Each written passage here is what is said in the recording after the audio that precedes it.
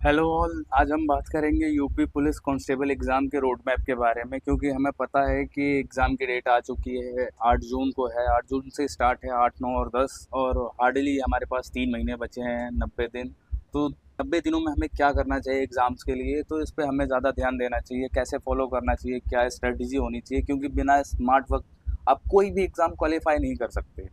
Exam की date 8 जून है, 9 जून और 10 जून है, और एग्ज़ाम का मोड है ऑफलाइन। ओएमआर पे हमें ओएमआर बेस्ड एग्ज़ाम्स होंगे, और एक दिन में 2 शिफ्ट चलेंगे। एडमिट कार्ड हमें जहाँ तक पता है कि वो पहले हफ्ते में आ जाएंगे जून के, और जो सिटी एस्टिमेशन स्लिप है वो आएगी लास्ट वीक ऑफ मई में।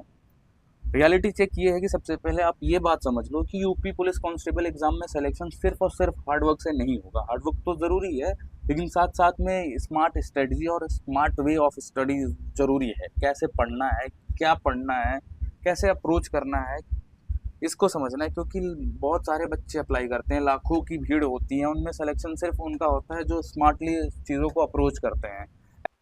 हमें सिलेबस समझ के पढ़ना है और प्रायोरिटी को फॉलो करना है, और रेगुलर मॉक टेस्ट देना है, क्योंकि मॉक टेस्ट बहुत ज़रूरी होता है। अगर आप बिना रोड मैप के पढ़ रहे हो तो एनर्जी वेस्ट कर रहे हो आप, क्योंकि आपको पता होना चाहिए कि क्या पढ़ रहे हो, कैसे पढ़ रहे हो, कितना कवर करना है, क्या सिलेबस है। बिना प्लानिंग के किसी भी एग्जाम्स को आप क्वालिफाई नहीं कर सकते। इसका ओवरव्यू ये है कि इसमें 4 सेक्शंस होते हैं, 4 सब्जेक्ट। एक जनरल नॉलेज होता है, एक मैथ्स होता है, एक रीजनिंग होता है, और एक हिंदी होता है। यूजुअली इनका जो लेवल होता है वो इजी टू मॉडरेट होता है। इजी का ये मतलब नहीं है कि आप एक महीने में पढ़ के निकाल सकते हो। अच्छा खासा कंपटीशन होता है, लेवल भी अच्छा होता है। ऐसा नहीं कि एग्ज़ाम बहुत कमज़ोर है, बहुत ही ईजी है, आप कोई भी कर लोगे, क्योंकि इसमें कंपटीशन बहुत ज़्यादा होते हैं, बहुत ज़्यादा।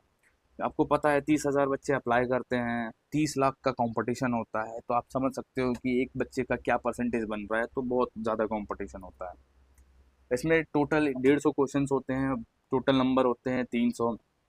2 घंटे का समय होता है। हर सही क्वेश्चन पे हमें 2 नंबर मिलते हैं, और नेगेटिव मार्किंग भी है। एक गलत आंसर पे 0.5 मार्क्स हमारे कटते हैं। हालांकि शुरुआती दिनों में ये कहा जा रहा था कि नेगेटिव मार्किंग नहीं होगी, बट ऑफिशियल्स यूपीपी आरपीवी कहती है कि नेगेटिव मार्किंग है। अगर नहीं भी होगी तो जब एडमिट कार्ड आएगा तो हमें पता चल जाएगा उसके इंस्ट्रक्शंस में कि नेगेटिव मार्किंग है कि नहीं है। टॉपिक की प्रायोरिटी क्या है, कैसे हम फॉलो करें, क्योंकि किस टॉपिक से ज़्यादा क्वेश्चंस आते हैं उनको एक सीक्वेंस में अरेंज करना। तो जीके में इंडियन पॉलिटी से क्वेश्चन सबसे ज़्यादा आता है, जिसमें कॉन्स्टिट्यूशंस हैं, फंडामेंटल राइट्स, ह्यूमन राइट्स, सारी चीज़ें हैं। फिर प्रेसिडेंट्स के क्या रोल होते हैं, क्या रिस्पॉन्सिबिलिटी होती है, क्या फंक्शंस होते हैं। पीएम के क्या होते हैं, प्राइम मिनिस्टर्स के हमारे क्या उनकी रिस्पॉन्सिबिलिटी होती है, क्या उनके रोल होते हैं। फिर हिस्ट्री होता है, इससे भी क्वेश्चंस आते हैं, स्पेशली फ्रीडम मूवमेंट, आज़ादी के समय का जो समय है उससे हिस्ट्री से रिलेटेड बहुत ज़्यादा क्वेश्चंस आते हैं।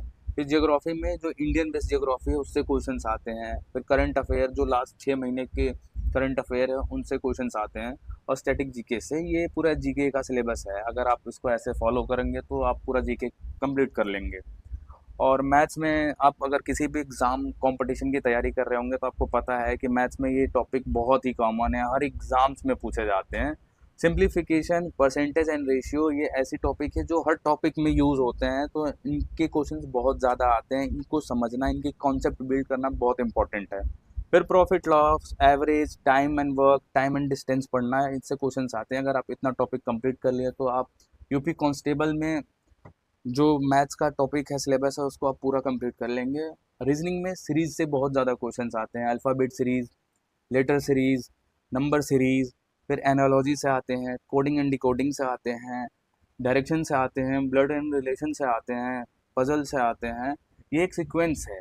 सबसे ज़्यादा क्वेश्चंस किस टॉपिक से आते हैं, उस टॉपिक को हमने अरेंज किया सीक्वेंस वाइज। हिंदी में ग्रामर से आते हैं। कॉम्प्रिहेंशन में जो पैसेज आता है जिसको पढ़ने के बाद आप फिर उससे जो क्वेश्चंस पूछे जाते हैं उसको आप करते हैं। फिर वैकेबलरी में मुहावरे हो गए, अनुलोम विलोम हो गए, इससे आते हैं।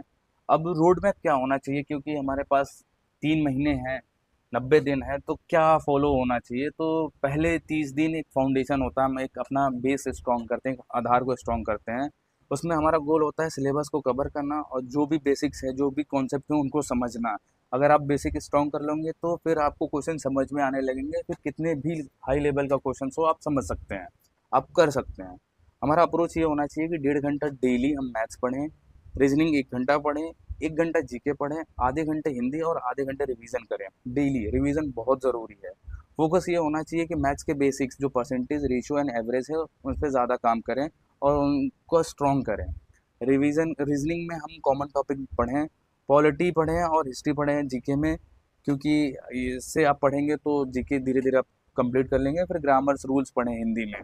और मोस्ट इम्पॉर्टेंट, आपको हफ्ते में एक मॉक ज़रूर देना है, ज़रूर इम्पॉर्टेंट है पहले 30 दिन में। उसके बाद 30 दिन में क्या करेंगे, जो भी हमने बेसिक्स पढ़े हैं उसको स्ट्रॉन्ग करना, स्पीड इम्प्रूव करना। हमारा इसमें गोल होगा कि जो भी पढ़ें उसको रिवीजन करें और स्पीड इम्प्रूव करें, क्योंकि हमने बेसिक्स स्ट्रॉन्ग कर लिए, अब हमें स्पीड पे काम करनी होगी। जो भी कमज़ोर टॉपिक होंगे उसको हम इम्प्रूव करेंगे, प्रैक्टिस करेंगे, जो प्रीवियस ईयर के क्वेश्चंस होंगे उनको सॉल्व करके। और हफ्ते में अब 2 मॉक देंगे और एक एरर नोटबुक बनाएंगे और उसे मेंटेन करेंगे कहाँ हम गलती कर रहे हैं और उसे इम्प्रूव करेंगे। इस 30 दिन में हमें हफ्ते में 2 मॉक ज़रूर देना है। अब आखिरी के 30 दिन जो फाइनल होता है उसमें हमारा गोल होगा सिर्फ और सिर्फ मॉक देने का और रिवीजन करने का, कुछ नया नहीं पढ़ने का। न्यू टॉपिक हम बिल्कुल टच नहीं करेंगे। हर दूसरे दिन हम मॉक देंगे और एनालिसिस करेंगे कि जो मिस्टेक की है, उसी दिन मॉक देने के बाद हम तुरंत उस पर काम करेंगे और उसको इम्प्रूव करेंगे। एक कॉपी बनाएंगे या नोट्स बनाएंगे जिसपे हम शॉर्ट नोट्स लिखेंगे, जिसको पढ़ के हम तुरंत चीज़ों को रिवाइज कर सकें, हमें पूरा याद आ जाए कि हाँ क्या क्या था। और एक फार्मूला को डेली हम देखेंगे तो हमारे दिमाग में फार्मूला याद रहेगा, जब क्वेश्चंस आएंगे तो हमें ज़्यादा टाइम कंज्यूम करने की ज़रूरत नहीं होगी, हम तुरंत उस पर काम कर सकते हैं। फिर जो पांचवा है part, mock strategy. Mock strategy means मतलब कि हम मॉक को ऐसे देंगे जैसे एग्जाम ही दे रहे हैं। हर मॉक के बाद गलती को लिखेंगे और उस पर काम करेंगे, वीक पॉइंट को मार्क करेंगे और सेम मिस्टेक अगर दूसरी बार हम मॉक देने जा रहे हैं तो जो पिछली बार मिस्टेक की है उसको फॉलो नहीं करेंगे। आखिरी के 15 दिन सिर्फ और सिर्फ मॉक देंगे और रिवीजन करेंगे। और स्लीप, सोना बहुत ज़रूरी है। अगर आप सो नहीं रहे हैं तो फिर आप बहुत पैनिक करेंगे, आप रिलैक्स नहीं रहेंगे। तो अच्छे एग्जाम देने के लिए अच्छी नींद भी ज़रूरी है। और एक स्मार्ट टिप्स मैं देना चाहूँगा स्टडी के लिए कि आप फ़ोन कम से कम यूज़ करें, क्योंकि आज के ज़माने में फ़ोन जितनी अच्छी चीज़ है उतनी ख़राब भी है। इससे टाइम भी बहुत वेस्ट होता है, आपको पता नहीं चलता है कब 2-3 घंटे निकल गए। तो कम से कम यूज़ करेंगे। एक शॉर्ट नोट्स का कॉपी बनाएंगे, रजिस्टर, जिसपे हम मेंटेन करेंगे शॉर्ट नोट्स। डेली रिवीजन करेंगे, बहुत ज़रूरी है। मैथ्स के शॉर्टकट टिप्स सीखेंगे, क्योंकि हमें बहुत जल्दी सॉल्व करना होता है, क्योंकि टाइम बहुत ज़्यादा होता नहीं है क्वेश्चंस के लिए। तो मैथ के शॉर्टकट ट्रिक सीखेंगे। और जीके डेली पढ़ेंगे। जीके ऐसा नहीं है कि आप एक हफ्ते में पढ़ के कवर कर सकते हो, क्योंकि इसमें कुछ समझना नहीं होता है, इसमें चीज़ें याद करनी होती है, मेमोराइज करनी होती है। तो आप एक महीने या एक हफ्ते में नहीं कर सकते। आप थोड़ा थोड़ा डेली पढ़ोगे तो हो जाएगा। कंसिस्टेंसी और मोटिवेशन।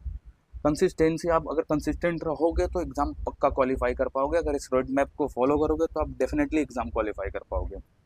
बाकी वीडियो पसंद आया है तो शेयर करें, लाइक करें और सब्सक्राइब करें। मिलते हैं नेक्स्ट वीडियो में। अगर आप चाहते हो कि ऐसा ही स्ट्रेटजी वीडियो में किसी और एग्ज़ाम के लिए बनाऊं तो प्लीज़ उसको कमेंट करें आप।